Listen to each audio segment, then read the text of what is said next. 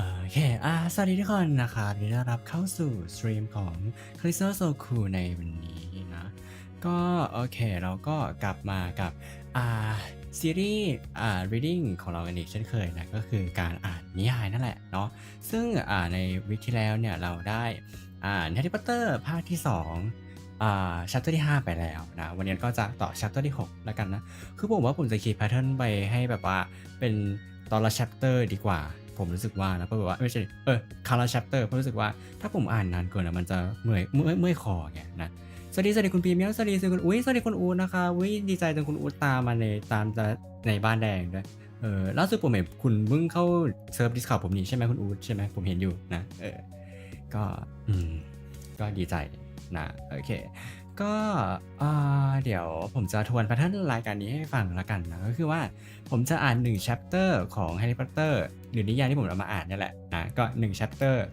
ซึ่ง1 chapter เนี่ยจะมีประมาณ10กว่าหน้าหรือ20หน้านะเป็นเรื่องเป็นจำนวนปกติของนิยายของ Harry Potter นี่แหละแล้วก็ระหว่างอ่านเนี่ยด้วยความที่มันจะเพื่อป้องกันให้มันไม่ให้มันขัดฟิลเนี่ยผมก็จะถ้าหากว่าระหว่างที่ผมอ่านเนี่ยมีคุณท่านในคอมเมนต์มาแล้วผมไม่ได้อ่านเนี่ยคืออันนี้ผมไม่ได้มือนะคือผมกำลังอ่านอยู่แล้วเดี๋ยวพอผมอ่าน chapter นั้นเสร็จผมก็จะค่อยมาทีละอ่านคอมเมนต์ทีละคนนะก็ให้รู้ไว้ว่าผมไม่ได้มือนะผมไอ้นี่เฉยๆนะสวัสดีคุณมุยนะสวัสดีคุณมุยนะต้อนรับนะครับโอเคก็เนื่องจากว่านิยายที่ผมมีเนี่ยมันเป็นเวอร์ชันภาษาอังกฤษฉะนั้นพอผมอ่าน chapter นั้นจบผมก็จะแปลความหมายว่าเหตุใน chapter นั้นเนี่ยมันเกิดเหตุการณ์อะไรขึ้นบ้างนะก็เพื่อแบบว่าไม่ให้เกิดความงงว่ามันเกิดอะไรขึ้นอะไรอย่างเงี้ยนะจริงๆวันนี้ผมก็อยากอ่านให้มันได้สัก2 chapter ไงแต่ผมไม่รู้ว่าคอผมจะไหวหรือเปล่าไงแต่ว่าเดี๋ยวอันนี้เกริ่นเลยละกันว่าเดี๋ยวตอนเที่ยงคืนผมก็จะไปบ้านดำเหมือนเดิมนะแต่วันนี้คงไม่มี ASMR แล้วแหละนะทำบ่อยเกินมันก็อันนี้ก็อะไรอยู่นะนายหมูยอและสวัสดีทุกท่านนะครับต้อนรับนะโอเคถ้าอย่างนั้นเดี๋ยวเรามาอ่านต่อกันเลยดีกว่าเนาะโอเคผมสแกนดูแล้วchapter ที่6เนี่ยที่ผมจะอ่านนะตอนนี้ก็คือมีทั้งหมด18หน้านะซึ่งก็เป็นจำนวนหน้าที่ไม่ได้น้อยจนเกินไปก็ไม่ได้เยอะจนเกินไปนะแต่ผมรู้สึกว่าคือต้องรอดูก่อนว่าถ้าผมอ่าน chapter นี้จบปุ๊บเนี่ยเสียงคอผมมันจะแบบว่าพอรับได้กับการอ่าน chapter ต่อไปหรือเปล่าเพราะว่ารู้สึกว่าช่วงเนี้ยคือปกติรายการเนี้ยผมจะอ่านครั้งละเอพิโซดละ3 chapter เงี้ยแต่ช่วงเนี้ยผมอ่านแบบว่าเอพิโซดละ chapter เดียวอะไรเงี้ยผมรู้สึกว่ามันอาจจะน้อยเกินไปต้องรอดูก่อนว่าคอผมจะไหวหรือเปล่านะเพราะรู้สึกว่าช่วงเนี้ยเสียงผมมันแบบว่าไม่รู้ว่าผมใช้เสียงเยอะเกินไปหรือเปล่านะหรือเพราะว่าผมใช้เสียงเยอะตอน SMR หรือเปล่าไม่มั่นใจช่างมันนะเอาเป็นว่าก็ให้เป็นเรื่องของอนาคตแล้วกันนะตอนนี้ไม่ทันจะรู้เกิดขึ้นไม่ได้มางานดีขนาดไม่เป็นไรนะคุณนายนะโอเคก็เดี๋ยวใช่เดี๋ยวผมต้องลงตารางของวีคหน้าด้วยนั่นแหละขอสปอยแล้วกันว่าวีคหน้าผมอาจจะมาไลฟ์ในบ้านแดงไม่บ่อยนะเนื่องจากว่าผมสังเกตโมเมนตัมแล้วว่าในบ้านดำผมดูจะไลฟ์แล้วมันรุ่งกว่านะคนดูน่าจะเยอะกว่าอะไรอย่างเงี้ยผมเลยรู้สึกว่าผมอาจจะคือปกติผมไลฟ์บ้านดำทุกวันอยู่แล้วแต่แค่ว่าอาจจะไลฟ์ในบ้านแดงน้อยลงผมอาจจะเน้นเป็นลงคลิปยาวซะมากกว่านะก็เดี๋ยวผมจะไปอัดคลิป The Sim นั่นแหละผมจะทำต่อผมยังไม่ทำเลยผมคิดว่าผมน่าจะเน้นลงเป็นคลิปยาวมากกว่าแล้วก็อาจจะไลฟ์บ้างบางวันอะไรอย่างเงี้ยตามตารางที่ผมลงไปนะแต่ว่าก็นั่นแหละผมก็จะเน้นบ้านดำเป็นหลักรู้สึกว่าบ้านดำมันคนดูเยอะกว่าจริงนะช่วงนี้เชื่อเสียงเยอะนี่เปล่าใช่ผมก็ใช้เยอะอยู่ด้วยความที่ผมไลฟ์ทุกวันด้วยในบ้านดำอะไรอย่างเงี้ยแล้วก็ความ ASMR เนาะถึงมันจะกระซิบกระซาบกันแต่ก็แบบเข้าใจปะนั่นแหละโอเคถ้างั้นเดี๋ยวเราไม่เสียเวลาเรามาเริ่มอ่านกันเลยดีกว่านะก็ชัปเตอร์ที่6ของ Harry Potter เล่ม2นี้ก็คือมีชื่อว่า Gilderoy Lockhart นะซึ่งก็เป็นตัวละครหนึ่งใน Harry Potter ภาคนี้เหมือนกันเป็นตัวละครสำคัญด้วยนะก็อย่างที่ผมบอกว่าถ้าระหว่างนี้มีใครคอมเมนต์อะไรมาผมไม่ได้อ่านคือผมไม่ได้เมินแต่ว่าผมไม่ได้ต้องการให้มันขัดฟิลเผื่อมีคนแบบตั้งใจฟังผมพูดจริงๆอะไรเงี้ยเดี๋ยวผมค่อยอ่านคอมเมนต์ทีเดียวตอนที่ทุกคนตอนที่ผมอ่านชัปเตอร์เสร็จแล้วนะรับรอ โอเคเลยนะงง10 บาทใช่เมื่อวันก่อนนะมันมีคนโดเนทมาให้ผมในต่อไง แล้วคือผมงงเลยผมยังปรับเสียงโดเนทเนี่ยต่อไม่ได้เสียงดังมากเลยผมเลยปิดไปแล้วอะนั่นแหละโอเคถ้างั้นเรามาเริ่มอ่านกันดีกว่านะ Chapter 6 Gilderoy Lockhart The next day however Harry barely grinned once. Things started to go downhill from breakfast in the great hall. The 4 long house tables were laden with terrines of porridge, plates of kippers, mountains of toast and dishes of eggs and bacon. Beneath the enchanted ceiling, today a dull, cloudy gray. Harry and Ron sat down at the Gryffindor table next to Hermione, who had her copy of Voyages with Vampires propped open against a milk jug. There was a slight stiffness in the way she said morning, which told Harry that she was still disapproving of the way they had arrived. Neville Longbottom, on the other hand, greeted them cheerfully. Neville was a round-faced with an accident-prone boy with the worst memory of anyone Harry had ever met. Post dues any minute. I think Grant's sending on a few things I forgot. Harry had only just started his porridge when, sure enough, there was a rushing sound overhead, and 100 or so owls streamed in, encircling the hall and dropping letters and packages into the sharing cloud. A big, lumpy parcel bounced off Neville's head, and a second later, something with large and gray fell into Hermione's jug, spraying them all with milk and feathers. Arrow, said Ron, pulling the bedraggled owl out by the feet. Arrow slumped unconscious onto the table, his legs in the air, and a damp red envelope at his beak. Oh no, Ron gasped. It's alright, he's still alive, said Hermione, prodding Arrow gently with the tip of her finger. It's not that, it's that. Ron was pointing at the red envelope. It looked quite ordinary to Harry, but Ron and Neville were both looking at it as though they expected to explode. What's the matter? Said Harry. She sent me a howler, said Ron faintly. You better open it, Ron, said Neville in a timid whisper. It'll be worse if you don't. My gran sent me once, and I ignored it, and it was horrible. Harry looked from their petrified faces to the red envelope. What's a howler?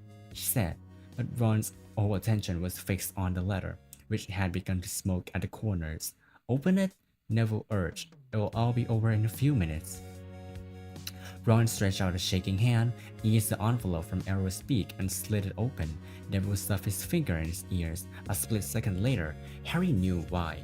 He thought for a moment it had exploded. A roar of sound filled the huge hall, shaking dust from the ceiling. Stealing the car? I wouldn't have been surprised if they expelled you. You wait till I get hold of you. I don't suppose you stopped to think what your father and I went through when we saw it had gone. Mrs. Weasley's yells, 100 times louder than usual, made the plates and spoon rattle on the table and echoed deafeningly on the zone walls. People throughout the hall were swiveling around to see who had received the howler, and Ron sank so low in his chair that only his crimson forehead could be seen. Letter from Dumbledore last night. I thought your father would die of shame. We didn't bring you up to behave like this. You and Harry could have both died. Harry had been wondering when his name was going to crop up. He tried very hard to look as though he couldn't hear the voice that was making his eardrums throb. Absolutely disgusted. Your father's facing an inquiry at work. It's entirely your fault, and if you put another toe out of the line, we'll bring you straight back home. A ringing silence fell. The red envelope, which had dropped from Ron's hand, burst into flames and curled into ashes.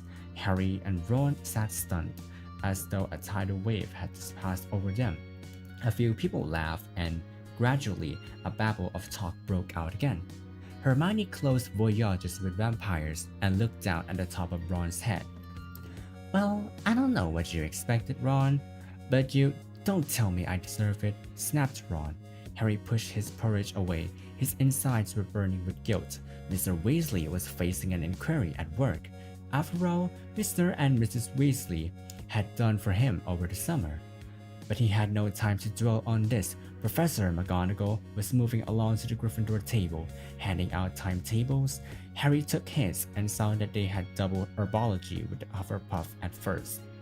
Harry, Ron, and Hermione left the castle together, crossed the vegetable patch, and made for the greenhouses, where the magical plants were kept. At least the Howler had done one good thing. Hermione seemed to think they now had been punished enough and was being perfectly friendly again. As they neared the greenhouses, they saw the rest of the class standing outside, waiting for Professor Sprout. Harry, Ron, and Hermione had only just joined them when she came striding into view across the lawn, accompanied by Gilderoy Lockhart. Professor Sprout's arms were full of bandages, and with another twinge of guilt, Harry spotted the Whomping Willow in the distance, several of its branches now in slings. Professor Sprout was a squat little witch who wore a patch hat over her flyaway hair. There were usually a large amount of earth on her clothes, and her fingernails would have made Aunt Petunia faint. Gilderoy Lockhart, however, was immaculate in sweeping robes of turquoise, his golden hair shining under a perfectly positioned turquoise hat with gold trimming. "Oh, hello there," Lockhart called, beaming around at the assembled students. "Just been showing Professor Sprout the right way to doctor a Whomping Willow, but I don't want you running away with the idea that I'm better at herbology than she is. I just happen to have met several of these exotic plants on my travels." "Greenhouse 3 today, chaps," said Professor Sprout, who was looking distinctly disgruntled, not at all her usual cheerful self. There was a murmur of interest. They had only ever worked in Greenhouse 1 before. Greenhouse 3 housed far more interesting and dangerous plants. Professor Sprout took a large key from her belt and unlocked the door. Harry caught a whiff of damp earth and fertilizer, mingling with the heavy perfume of some giant umbrella-sized flower dangling from the ceiling. He was about to follow Ron and Hermione inside when Lockhart's hand shot out. "Harry, I've been wanting a word. You don't mind if he's a couple of minutes late, do you, Professor Sprout?" Judging by Professor Sprout's skull, she did mind, but Lockhart said, "That's a ticket," and closed his greenhouse door in her face. "Harry," said Lockhart, his large white teeth gleaming in the sunlight as he shook his head. Harry. Completely nonplussed, Harry said nothing. "When I heard, well, of course, it was all my fault. Could have kicked myself." Harry had no idea what he was talking about. He was about to say so when Lockhart went on. "Don't know when I've been more shocked. Flying a car to Hogwarts." "Well, of course, I knew at once why you'd done it," stood us a mile. Harry. It was remarkable how he could show every one of those brilliant teeth even when he wasn't talking. "Gave you a taste of publicity, didn't I?" said Lockhart. "Gave you the bug. You got onto the front page of the paper with me, and you couldn't want to do it again." "Oh, no, Professor, see, Harry, said Lockhart, reaching out with a grasping his shoulder. "I understand. Natural to want a bit more once you had the first taste. And I blame myself for giving you that, because it was bound to go to your head. But see here, young man, you can't start flying cars to try and get yourself noticed. Just calm down, alright? Plenty of time for all that when you're older. Yes, I know what you're thinking. It's alright for him. He's an international famous wizard already. But when I was 12, I was just as much of a nobody as you are now. In fact, I'd say I was even more of a nobody. I mean, a few people have heard of you, haven't they? All that business with he who must not be named." He glanced at the lightning scar on Harry's forehead. I know, it's not quite as good as winning Witch Weekly's Most Charming Smile award 5 times in a row, as I have. But it's a start. Harry is a start." He gave Harry a hearty wink and strode off. Harry stood stunned for a few seconds. Then, remembering he was supposed to be in the greenhouse, he opened the door and slid inside. Professor Sprout was standing behind a trestle bench in the center of the greenhouse. About 20 pairs of different colored earmuffs were lying on the bench. When Harry had taken his place between Ron and Hermione, she said, "We'll be reporting mandrakes today. Now, who can tell me the properties of the mandrakes?" To nobody's surprise, Hermione's hand was thrust into the air. "Mandrake, or mandragora, is a powerful restorative," said Hermione, sounding as usual as though she had swallowed the textbook. "It is used to return people who have been transfigured or cursed into their original state. Excellent, 10 points to Gryffindor, said Professor Sprout. The mandrake forms an essential part of most antidotes. It is also, however, dangerous. Who can tell me why? Hermione's hand narrowly missed Harry's glass as it shot up again. The cry of mandrake is fatal to anyone who hears it, she said promptly. Precisely. Take another 10 points, said Professor Sprout. Now, the mandrakes we have here are still very young. She pointed to a row of deep trays as she spoke, and everyone shuffled forward for a better look. 100 or so toughy little plants, purplish green color, were growing there in rows. They looked quite unremarkable to Harry, who didn't have the slightest idea what Hermione meant by the cry of the mandrake. Everyone take a pair of earmuffs, said Professor Sprout. There was a scramble as everyone tried to seize a pair that wasn't pink and fluffy. When I tell you to put them on, make sure your ears are completely covered, said Professor Sprout. When it is safe to remove them, I will give you the thumbs up, right? Earmuffs on. Harry snapped the earmuffs over his ears. They shut out the sound completely. Professor Sprout put a pink, fluffy pair over her own ears, rolled up the sleeve of her robes, grabbed one of the toffee plants firmly, and pulled hard. Harry let out a gasp of surprise that no one could hear. Instead of roots, a small, muddy, and extremely ugly baby popped out of the earth. The leaves were growing right out of his head. He had a pale green mottled skin and was clearly bawling at the top of his lungs. Professor Sprout took a large plant pot from under the table and plunged the mandrake into it, burying him in dark, damp compost until only the tough leaves were visible. Professor Sprout dusted off her hands, gave them all a thumbs up, and removed her own earmuffs. As our mandrakes are only seedlings, their cries won't kill yet, she said calmly, as though she has done nothing more than exciting than water a begonia. However, they will knock you out for several hours, and as I'm sure none of you want to miss your first day back, make sure your earmuffs are securely in the place while you work. I will attract your attention when it is time to pack up.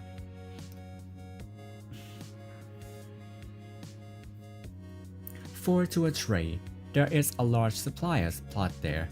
Compose in a sack over there, and be careful of the venomous tentacula. It's teething.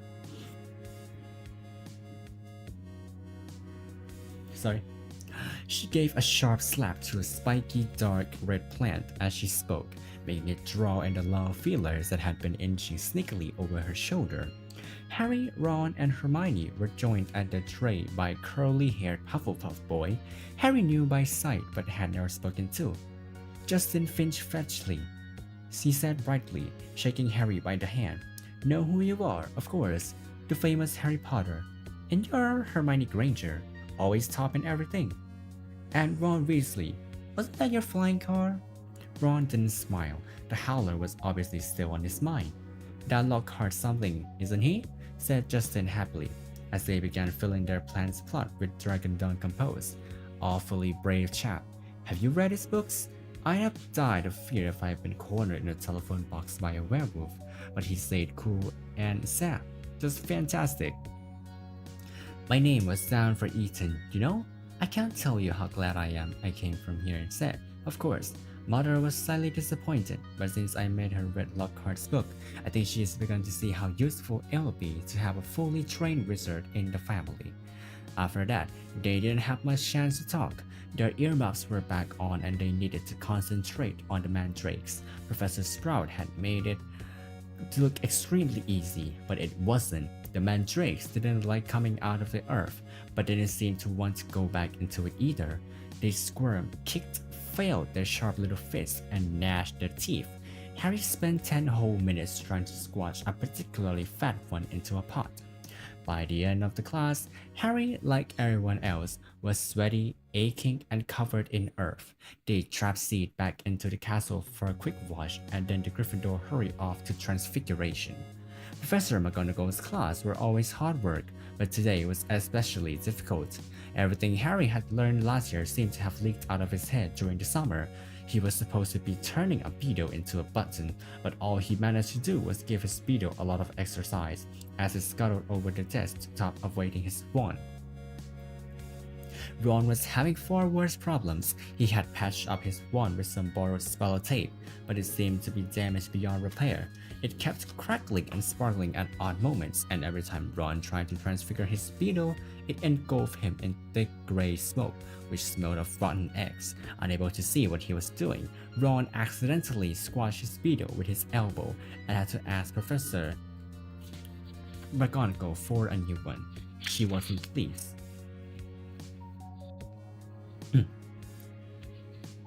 Harry was relieved to hear the lunch bell.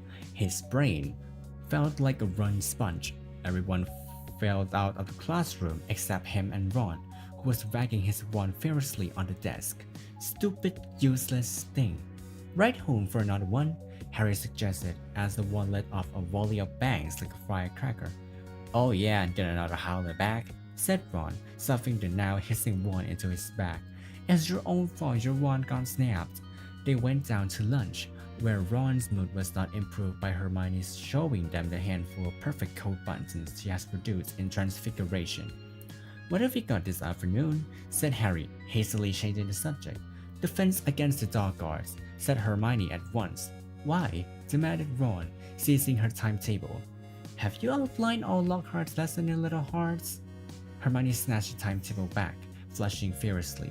They finished lunch and went outside into the overcast courtyard. Hermione sat down on the stone step and buried her notes in Voyages with Vampires again. Harry and Ron stood talking about Quidditch for several times before Harry became aware that he was being closely watched. Looking up, he saw the very small, mousy-haired boy he'd seen trying out on the Sorting Hat last night, staring at Harry as though transfixed. He was clutching what looked like an ordinary Muggle camera, and the moment Harry looked at him, he went bright red. "All right, Harry, I'm Colin Creevy," he said breathlessly, taking a tentative step forward. "I'm in Gryffindor too. Do you think it would be alright if I can have a picture?" he said, raising the camera hopefully. A picture?" Harry repeated blankly. "So I can prove I met you," said Colin Creevy eagerly, edging further forward. "I know all about you. Everyone's told me about how you survived when you know who tried to kill you, and how he disappeared and everything, and how you've still got a lightning scar on your forehead. And a boy in my dormitory said if I develop the film in the right potion, the pictures will move." Colin drew a great shuddering breath of excitement and all. "It's brilliant, isn't it? I never knew all the odd stuff I could do was magic till I got a letter from Hogwarts.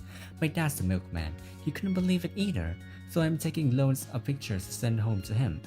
And it would be really good if I had one of you." He looked imploringly at Harry.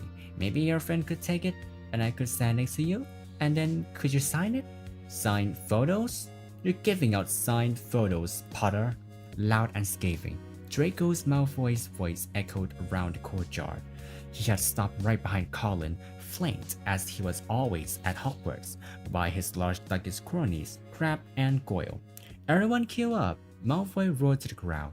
"Harry Potter's giving out signed photos." "No, I'm not," said Harry angrily, his fists clenching. "Shut up, Malfoy. You're just jealous," piped Colin, whose entire body was about as thick as Crabbe's neck. "Jealous?" said Malfoy, who didn't need to shout anymore. Half the courtyard was listening in. "Of what? I don't want a foul scar right across my head, thanks. I don't think getting your cat cut open would make you that special. Myself?" Crabbe and Goyle were snicking stupidly. "Eat slugs, Malfoy," said Ron angrily. Crabbe stopped laughing and started rubbing his conqueror-like knuckles in a menacing way. "Be careful, Weasley," sneered Malfoy. "You don't want to start any trouble or your mommy will have to come and take you away from school."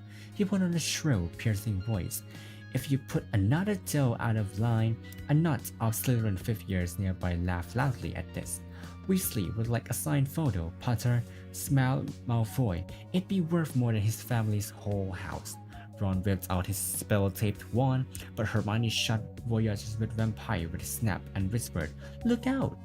What's all this? What's all this?" Gilderoy Lockhart was striding towards them, his turquoise robe swirling behind him. "Who's giving us signed photos?" Harry started to speak, but he was cut short as Lockhart flung an arm around his shoulder and thundered jovially, "Shouldn't have asked. We meet again, Harry." Pinned to Lockhart's side and burning with humiliation, Harry saw Malfoy's side smirking back into the crowd. Come on then, Mr. Creevy, said Lockhart, beaming at Colin. A double portrait can't say fairer than that, and we'll both sign it for you. Colin fumbled for his camera and took the pictures as the bell rang behind them, signaling the start of afternoon classes. Off you go, move along there, Lockhart called to the crowd, and he set off back to the castle with Harry, who was wishing he knew a good vanishing spell, still clasped to his side. A word to the wise, Harry, said Lockhart paternally as they entered the building through a side door. I covered up for you back there with young Creevy. If he was photographing me too, your schoolfellows won't think you're setting yourself up too much. Deaf to Harry's stammers, Lockhart swept him down a corridor lined with staring students and up a staircase. Let me just say that handing out signed pictures at this stage of your career is insensible. Looks a tad big-headed, Harry, to be frank. There may well come a time when, like me, you'll need to keep a stack handy where you go, but you gave me a little shorter. I don't think you're quite there yet. They had reached Lockhart's classroom and he let Harry go at last. Harry yanked his robe straight and headed for the seat at the very back of the class, where he busied himself with piling all 7 of Lockhart's books in front of him, so that he could avoid looking at the real thing. The rest of the class came clattering in, and Ron and Hermione sat down on either side of Harry.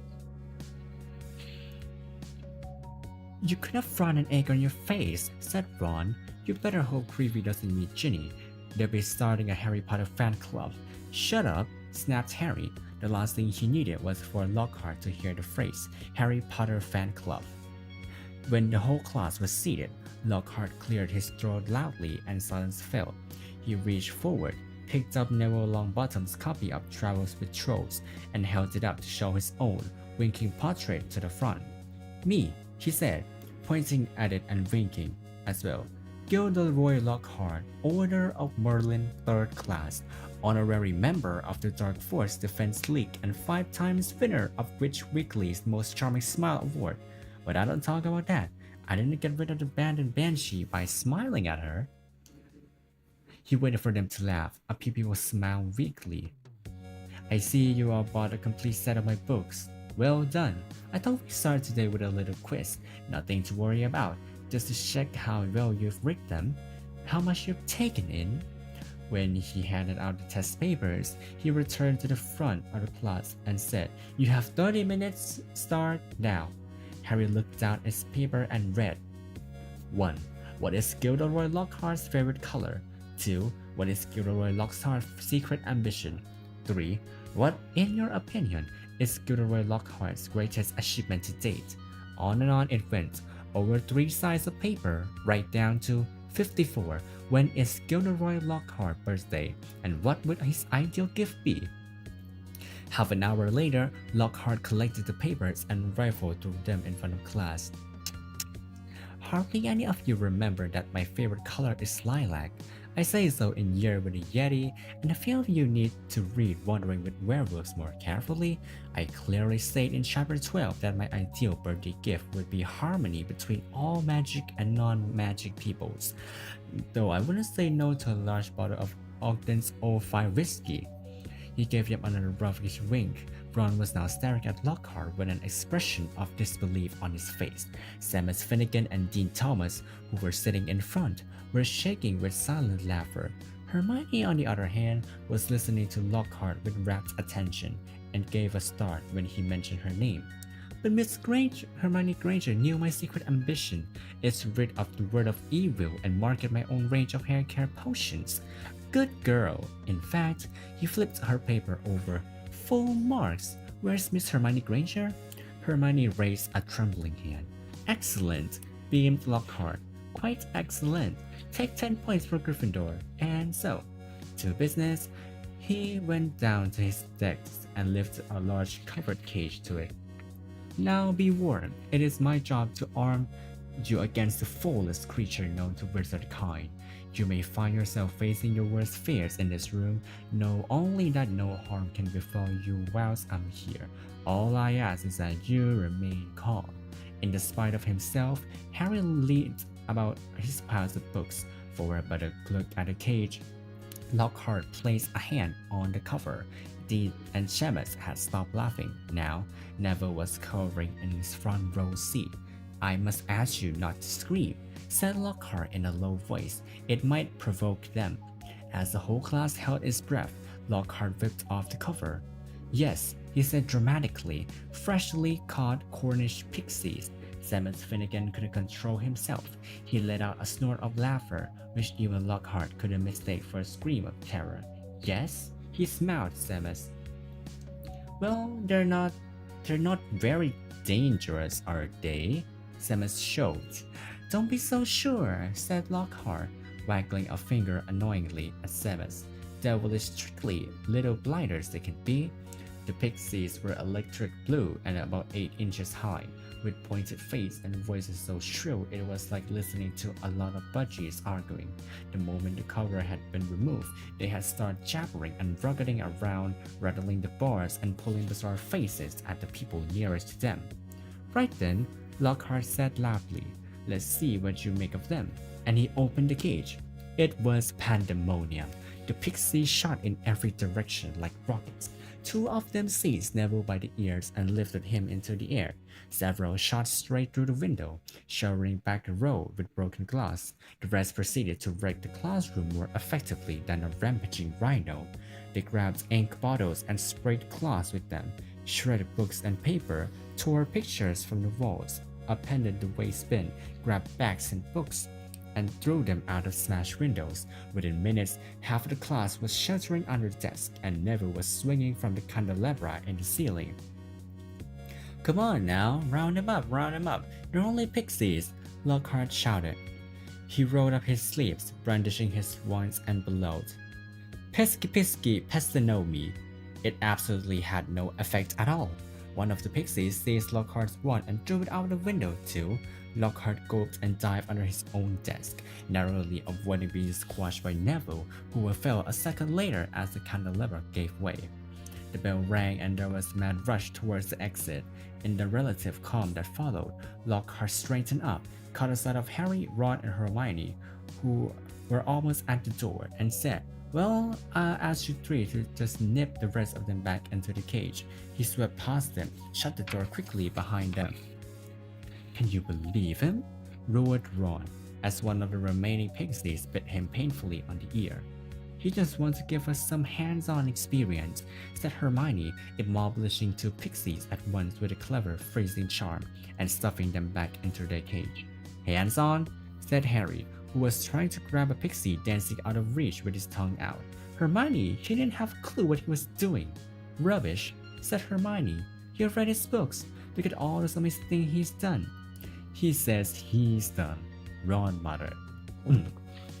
แล้วก็จบไปแล้วนะครับสำหรับHarry Potter chapter Harry Potter เล่มที่2 chapter ที่6นะก็อย่างที่ผมบอกแล้วว่าผมน่าจะไหวได้แค่แบบว่า chapter เดียวอะจริงๆนะก็โอเคสวัสดีคุณกาฟิลนะครับไม่รู้ตอนนี้อยู่หรือเปล่านะพูดเลยช่วงนี้ไม่ค่อยได้หลับคุณมวยมากคุณมวยไปนอนก่อนได้นะเดี๋ยวมันจะนอกนะคุณมวยนะงั้นเดี๋ยวเรามาสรุปความใน chapter นี้กันดีกว่าเนาะก็หลังจากที่ใน chapter ที่แล้วนะแฮร์รี่กับรอนเนี่ยก็มาโรงเรียนด้วยขับรถมาใช่ไหมแล้วก็แบบว่าโดนด่าไปหนักมากทีเนี้ยตอนเช้าใช่ไหมแม่ของรอนก็ส่งจดหมายมาด่ารอนว่าไอ้ลูกเวรทำนี้ทำไมมันอันตรายนะคือดูไปทรงจะเหมือนเป็นห่วงแฮร์รี่มากกว่าคือเหมือนลูกตัวเองแบบว่ายังไงลูกตัวเองแบบว่าด่าแต่ส่วนพูดถึงแฮร์รี่คือว่าเนี่ยแฮร์รี่เกือบตายเลยนะอะไรเงี้ยแล้วก็แบบว่าถ้าทำอย่างนี้อีกฉันจะเอาแกออกจากโรงเรียนอะไรเงี้ยก็คือด่าลูกตัวเองอะไรเงี้ยประมาณนั้นนะแล้วก็พออันนี้เสร็จใช่ไหมก็แก๊งแฮร์รี่เนี่ยก็กำลังจะไปเรียนวิชาเขาเรียกวิชาอะไรนะวิชาพืชศาสตร์อ่ะเขาเรียกวิชาอะไรน่าจะพืชศาสตร์อ่ะวิชาพันธุ์พืชอ่ะนั่นแหละก็กำลังจะไปเรียนแล้วก็เจอว่าไอศาสตราจารย์กิโดรอยล็อกฮาร์ทที่มันเป็นครูมาใหม่เหมือนกับว่าไปทำอะไรกับศาสตราจารย์สเปาที่เป็นคนสอนวิชาพืชอีกทีนึงอะไรเงี้ยแล้วแบบว่าเหมือนศาสตราจารย์สเปาจะไม่ค่อยชอบหน้าล็อกฮาร์ทเท่าไหร่แล้วอยู่ดีล็อกฮาร์ทก็จับตัวก็เหมือนแบบว่าไปคุยกับแฮร์รี่แล้วก็บ่นอะไรก็ไม่รู้จนแฮร์รี่เกือบจะเข้าเรียนสายอะไรอย่างงี้ซึ่งวันนั้นเนี่ยในคาบเรียนวิชาพืชเนี่ยทุกคนก็ได้เรียนกับ พืชที่ได้ชื่อว่าแมนเดรกซึ่งเป็นพืชที่มีคุณสมบัติสามารถเอาไว้ใช้แก้คำสาปได้แต่ตอนที่แต่แบบว่าถ้าเราได้เสียงคอมเมนต์เนี่ยเราสามารถตายได้เลยคือเหมือนแบบว่าเสียงกรี๊ดมันจะค่อนข้างแบบดังจนแบบว่าแสบแก้วหูอะไรเงี้ยแต่ว่าสายพันธุ์ที่ได้เรียนในคลาสของในเรื่องอ่ะมันจะเป็นสายพันธุ์ที่ยังเด็กอยู่คือถ้าเป็นยังถ้าแบบยังไม่ได้โตเต็มวัยยังเด็กอยู่ใช่ไหมก็แค่ว่าโดนเสียแล้วก็แบบแค่น็อกแบบเป็นลมอะไรเงี้ยแต่ว่าถ้าเป็นแบบวันแบบเป็นวัยโตเต็มวัยแล้วก็คือได้เสียปุ๊บตายเลยอะไรเงี้ยก็คือกรีดน่าจะกรีดดังประมาณนั้นนะสุดท้ายแล้วก็พอเรียนวิชาพืชเสร็จเนี่ยก็เหมือนกับว่ามันเป็นช่วงบ่ายแล้วก็มันมีนักเรียนคนหนึ่งที่เป็นรุ่นน้องของแฮร์รี่เนี่ยจะมาถ่ายรูปแฮร์รี่เพราะว่าเหมือนชื่นชมแฮร์รี่แล้วอยู่ดีเนี่ยเดโกมัลฟอยที่ไม่ชอบให้หน้าแฮร์รี่อยู่แล้วก็เหมือนมาเย้ยๆว่าเฮ้ยดูสิไอแฮร์รี่ไอพอตเตอร์นี่มันจะแจกลายเซ็นมันทำตัวเป็นคนดังและอยู่ๆกิลเดอร์ล็อกฮาร์ดผมมาจากไหนไม่รู้แล้วก็มาลากตัวแฮร์รี่ออกไปแบบว่าเหมือนมาช่วยอ่ะแต่จริงก็บอกว่าเธอยังประสบการณ์น้อยนะเธอยังไม่ควรแบบไปแจกลายเซ็นอย่างนั้นที่ความเป็นจริงแฮร์รี่งงอยู่เลยว่าอีเด็กนั่นมันเป็นใครมาขอลายเซ็นกูทำไมอะไรเงี้ยประมาณนั้นสุดท้ายพอเป็นช่วงบ่ายก็จะเป็นคาบเรียนวิชาป้องกันตัวจากศาสตร์มืดซึ่งคนสอนคือไอกิลเดอร์ล็อกฮาร์ดนั่นแหละนะซึ่งก็เป็นวิชาการสอนที่ตลกมากเริ่มคาบมาให้ทำแบบทดสอบก่อนเรียนซึ่งคำถาม50กว่าข้อถาม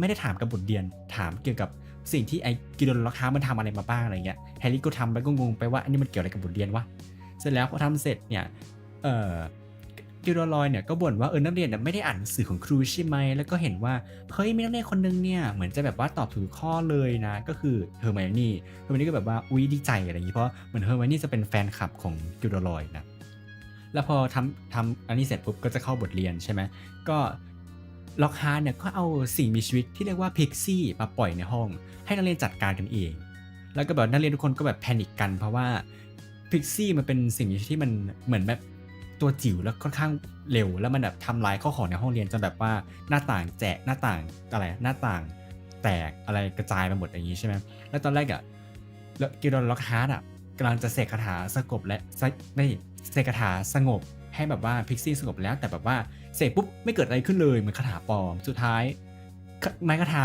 ของ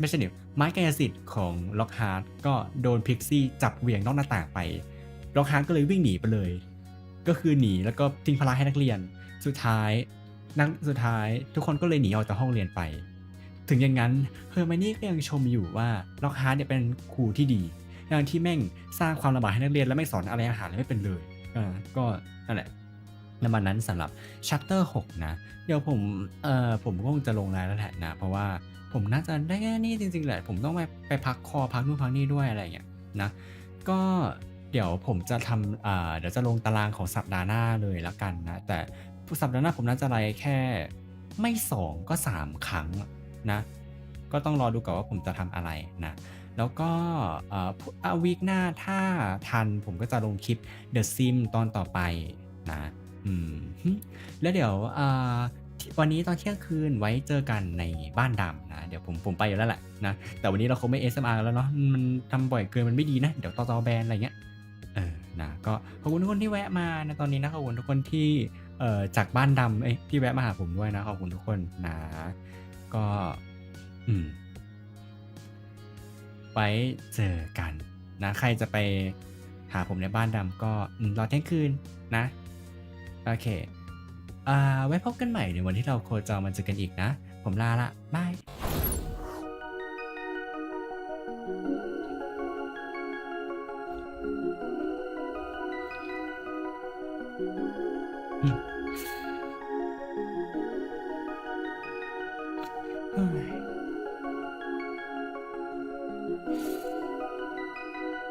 เลิศเกิน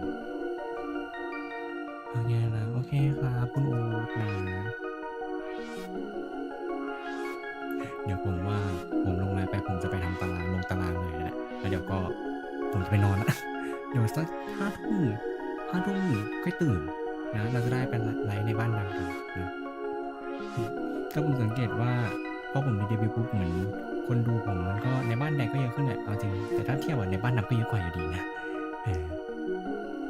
ก็มันก็รอดูแพทเทิร์นไปแล้วกันนะอะไรอย่างเงี้ย